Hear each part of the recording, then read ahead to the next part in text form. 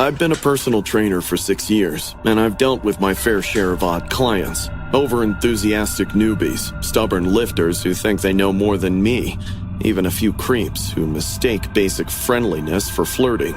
But nothing compares to Rachel. One Tuesday morning, she checked in without looking up, hoodie pulled tight around her face as if she was hiding from the air itself. "Hi, you must be Rachel. I'm Darren," I said, offering a hand. She gave a tiny nod, her eyes locked on mine like she was studying me. "All right," I continued cautiously. "Let's start with a warm-up." While she walked on the treadmill, she kept staring at my reflection in the mirror. Her pace slowed, and her breathing turned shaky. Then I heard her whispering, not to me, but to herself. "You look exactly like him. Exactly." I pretended not to hear. Maybe she was talking on Bluetooth. But 10 minutes in, her whispers turned into soft, broken sobs.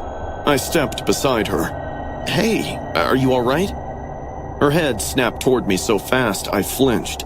Tears streaked down her cheeks. "My ex. You look just like him. Same cheeks, same eyes. Used to spot me the same way." Before I could react, she grabbed the front of my shirt, both fists twisted deep into the fabric, and yanked me toward her. "Please don't leave me. Not again, please. Please." "Rachel, hey, you're okay.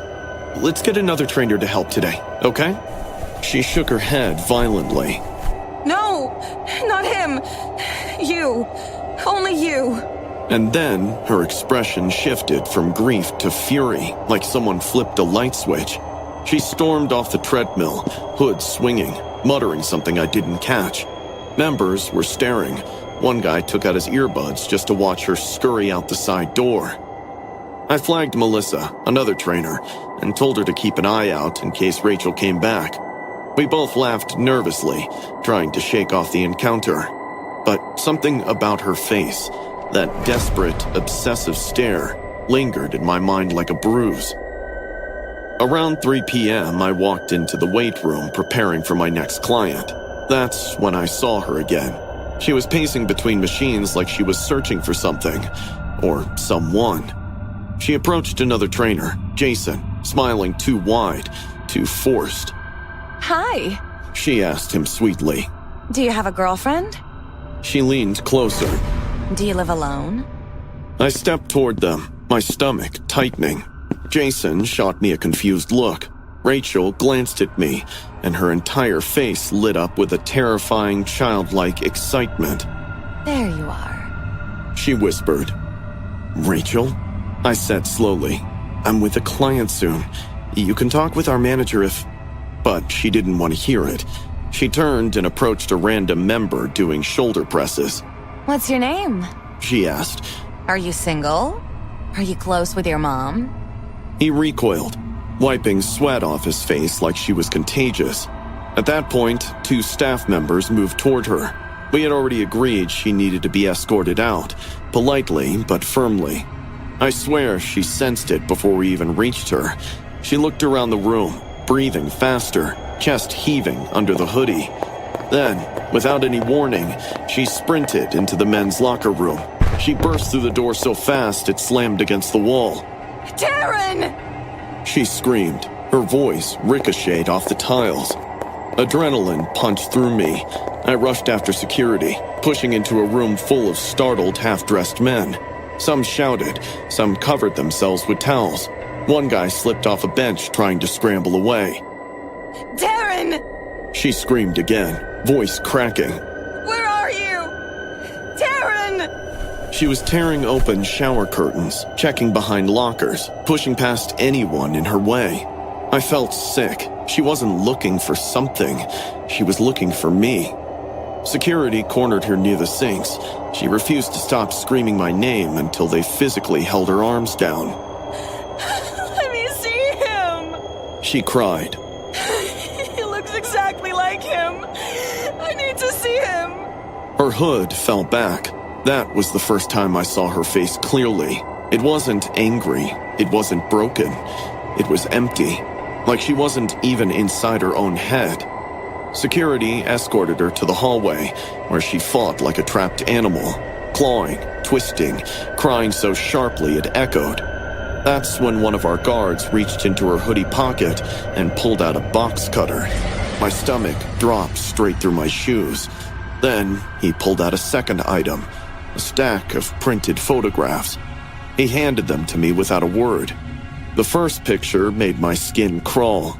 A man in his late 20s, athletic, square jaw, similar haircut. But the part that made me feel like the room was collapsing, he looked almost exactly like me. Not perfectly, but close enough that someone unhinged wouldn't know the difference. On the back of the photo, something was scribbled in shaky handwriting. He left me. He can't leave again. My hands shook. I stared at the photo until my vision went blurry. Police arrived a few minutes later. Rachel didn't fight them. She just went completely limp, like someone had unplugged her. They cuffed her, read her rights, and guided her out the side door. Before they shut the cruiser door, she looked at me through the window, her lips curled into a smile. Not angry, not sad, just satisfied, like she had found what she came for. Even now, months later, I sleep with my phone under my pillow. I check my car twice before unlocking it. I moved apartments, and some nights I still dream of her voice echoing in the locker room. I've trained thousands of clients, but I will never forget the one who wasn't looking for fitness. She was looking for him, and she thought I was the replacement. I work a regular 9-to-5 job, but the gym during my lunch break is the one place where I feel completely in control. It's usually quiet, just a handful of people lifting, minding their own business. I've always liked it that way. That day, I slipped into the weight room, tied my hair up, set my water bottle down next to the squat rack, and started my warm-up. I wasn't even listening to music, just enjoying the silence. I'd loaded my bar for a second set when I suddenly heard a voice behind me. "Hey, you need a spot?" I turned and saw a guy I'd never seen before. Late 30s, maybe, sweating hard like he'd been lifting for hours. He was standing too close. No, thanks. I'm good. "You sure? You shouldn't be lifting alone." I forced a smile. Really, I'm fine. He didn't walk away. Instead, he circled around me, hands on his hips, eyes raking my form like he was inspecting something he owned. I brushed it off, thinking maybe he was just overly enthusiastic, but then he positioned himself right behind me. "Okay, go ahead." I froze. I said I'm good. He didn't move. His breath was practically on my neck. "You don't gotta be scared. I know what I'm doing." A chill crawled up my spine. I set the bar down and stepped away. Immediately, his expression twisted into anger, as if I had personally insulted him. "Why did you stop?" I didn't ask you to spot me. He slammed the barbell onto the rack so hard it rattled. "Why are you acting weird? I said I'm helping you." The sudden aggression punched fear straight into my chest. I grabbed my water bottle and walked toward the cable machines, pretending I didn't hear him, but he followed. Every step I took, he took too. Heavier, faster. "You wasted my time. You women love doing that." I ignored him and started adjusting the cable height. He barked, "Don't walk away from me!" I jumped. His voice cracked through the gym like a whip, turning heads. A man on the treadmill paused his run, watching us. Two women stretching exchanged looks. I tried to keep my voice steady. Please, leave me alone. He smiled, not a friendly smile, a mocking, twisted one. "You accepted my spot, and now you're acting like a victim?"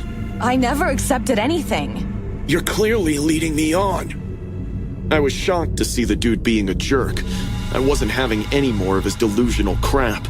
I headed straight toward the front desk where the gym attendant usually sits, but before I could get there, he stepped in front of me and blocked my path. Move! "No," he muttered. "Not until you apologize." For what? "For wasting my time, for making me look stupid."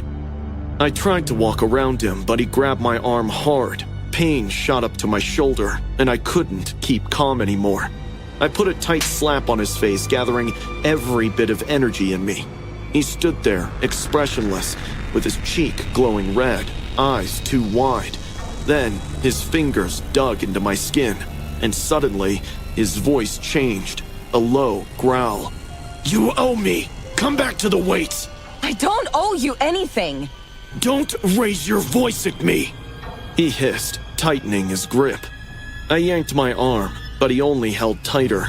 Panic surged through me, and I felt tears sting the back of my eyes. I hate that, crying when I'm scared. It only encouraged people like him. A guy nearby, maybe in his 20s, stepped forward, telling him to leave me alone. A man slowly turned his head towards him. The man shoved him. The young guy stumbled backward into a weight rack. I tried to pull away again, but the man started twisting my arm. At point, I could even hear a soft crack of my bones. Stop! Help! Somebody help! Call! Before I could finish, security burst through the double doors. Two big guards with pissed faces, and I suddenly remembered there are security cameras in the gym. The man didn't move at first.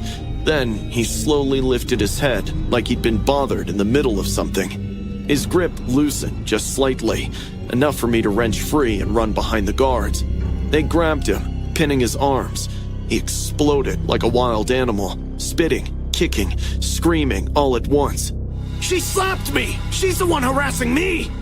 The guard shouted, wrestling him toward the ground, but he just kept screaming and thrashing. It took both guards and the kid he shoved earlier to restrain him until he was finally pinned. The front desk attendant called the police immediately, and I stood there shaking, clutching my bruised arm, trying to stop my breath from coming in sickening gasps. I felt like I had just run a marathon through fear itself. When the police arrived, the man didn't shut up for a second. "This is bullshit! I was helping her! That's the thanks I get?" The officers handcuffed him and started asking questions. One of them approached me gently. "Ma'am, has he bothered you before?" No. I said, swallowing hard. I've never seen him until today. The officer's expression darkened. "Well, you're not the first woman he's done this to." I blinked. "He's been banned from 2 other gyms in this district. Same behavior, aggression toward female members, escalating each time." When they finally dragged him out, he stared right at me, eyes blazing with something that didn't feel like normal anger. The officer pulled him away and shut the door behind him. I didn't go back to my desk after that. I didn't even go back to the locker room. I just walked straight to my car and sat inside, with my hands shaking on the steering wheel. I didn't feel safe until I locked my apartment door behind me hours later. That night, as I lay in bed, every time I closed my eyes, I saw his face inches from mine. There are some encounters that don't just scare you, they change you. This was one of them. I've worked night shifts most of my life. Warehouses, malls, a bus depot once. But nothing ever bothered me the way empty gyms do. There's something about the stillness, the dead silence, the way every machine sits like a sleeping giant waiting to wake up. This place was worse. Our gym had been shut down for a full renovation, flooring ripped out, mirrors removed, the ceiling partially open with wires hanging like veins. Half the treadmills were wrapped in cloudy plastic sheets that rustled whenever the AC kicked in. That night, I clocked in at 11 p.m., did my rounds, checked all the entrances. Everything was exactly as it should be, until 2:15 a.m., when I heard the slam. It was sharp, metallic, echoing from the old locker room at the far end of the building. I froze mid-walk. Renovation crews often left tools stacked inside, so I told myself something had fallen. A ladder, maybe, or someone hadn't locked the storage cabinet properly. Still, something about the sound bothered me. It wasn't a clatter, it was a slam, like a door being hit from the inside. I grabbed my flashlight, cleared my throat to steady myself, and headed toward the locker room. The hall was pitch dark except for my beam of light, and every step seemed to amplify the renovation silence. The plastic sheets rustling overhead, the faint hum of an unfinished light fixture. When I reached the locker room, The door was slightly open. I nudged it wider with the flashlight and stepped inside. The moment the beam hit the first row of lockers, my stomach dropped. On the metal surface, smeared across 3 locker doors, were bloody fingerprints. 4 long streaks, like someone had dragged their hand downward. For a second, I just stood there, my breath going cold. Someone must have broken in, I muttered to myself, even though the idea didn't make any sense. There were no signs of a break-in at the entrance, and why would a vandal bleed all over the inside of the building instead of stealing equipment? I lifted my radio. "Maintenance, come in. Got something weird in the locker room." Static. I pressed the button again. "Maintenance? You there?" Nothing but a harsh, buzzing hiss. That's when I heard it. A wet, bubbling cough. It echoed from the demolished shower area, the part of the gym the contractors had gutted earlier that week. The walls there were stripped to the studs, tiles cracked and piled like broken bones across the floor. The coughing came again, softer this time, painful. Against every instinct, I followed it. The smell hit me first, metallic, warm, unmistakably blood. My flashlight quivered in my hand as I stepped over chunks of tile, drywall dust swirling around my boots. Then my foot hit something soft. I looked down. A severed hand lay between 2 broken tiles, fingers curled slightly inward as if it had been reaching for something. Still fresh, skin still a normal color, not stiff. I gagged and stumbled back, my stomach lurching up into my throat. Before I could even breathe, a voice came from behind the half-demolished shower wall. "You scared me." I jerked the flashlight up so fast I nearly dropped it. A man stepped into view. He was barefoot, shirtless, and coated in drywall dust like he'd been crawling through the walls. His face was smeared red, streaks of it around his mouth, on his forehead, on his neck, as if he'd wiped it with bloody hands. But the worst part was his smile. He tilted his head, cracking his neck loudly. "Do you know, they locked me in here when construction ended tonight?" My flashlight trembled as I raised it higher. In his right hand, he held a rusty tile cutter saw, the kind with jagged teeth designed to chew through ceramic. Its grooves were clogged with something, hair and flesh. "Oh, God." I breathed. "You see it?" he asked, lifting the tool like a trophy. "It works so well, better than the new ones. The teeth just..." He dragged a finger along the edge. "They just grab you." He lunged. I didn't think. I didn't breathe. I just turned and ran.